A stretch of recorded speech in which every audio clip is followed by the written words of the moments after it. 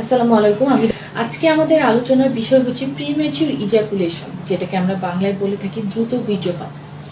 অনেকেই কিন্তু আমরা ডাক্তারের কাছে যেতে সংকোচ বোধ করি যে আমার এই সমস্যাটা আমি ডাক্তারের কাছে গিয়ে কিভাবে বলবো। কিন্তু আমার দৈনন্দিন জীবনে কিন্তু আমার স্ত্রীর সাথে আমার এই সমস্যাটা নিয়ে দাম্পত্য কলহ লেগে থাকছে। আমি নিজের মধ্যে একটা হতাশা তৈরি হচ্ছে।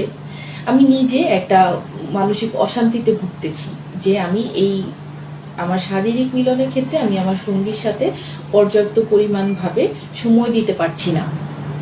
নিজের ক্ষেত্রে এই হতাশা যেমন কাজ করে, আমার ওয়াইফের সাথেও আমার কাজ করছে এবং আমাদের মধ্যে কলহ বিবাদ।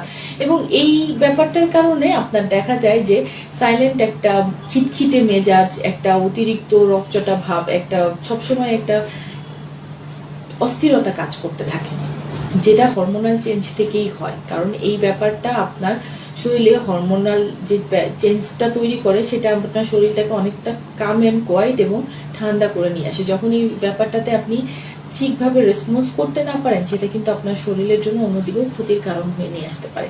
তো এই প্রিম্যাচিউর ইজাকুলেশন বা দ্রুত বীর্যপাত ব্যাপারটা আসলে কি, বা এই লক্ষণগুলো আসলে কি? এই লক্ষণগুলো প্রথমে যেটা আসবে সেটা হচ্ছে যদি শারীরিক সম্পর্কের ক্ষেত্রে 1 মিনিটের বেশি আপনি সেই সম্পর্কটা করতে না পারেন। দ্বিতীয়ত হচ্ছে যদি আপনার 6 মাস বা তার বেশি সময় ধরে এই সমস্যাটা থাকে।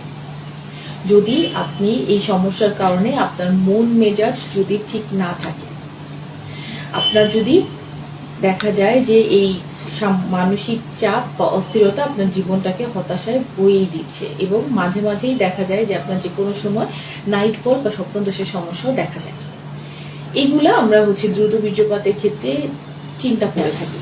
এরপরে আপনার সমস্যা যেটাই হোক না কেন, সমাধানের জন্য আপনাকে কিন্তু চিকিৎসকের কাছেই যেতে হবে। অতএব সমস্যা যত লজ্জারই হোক না কেন, যত আপনার মনে হোক যে এটা আপনার খুবই গোপন একটা পার্সোনাল সমস্যা, আপনি পার্সোনালি ভাবেই আপনার চিকিৎসকের কাছে গিয়ে এটি শেয়ার করে পরামর্শ নিন।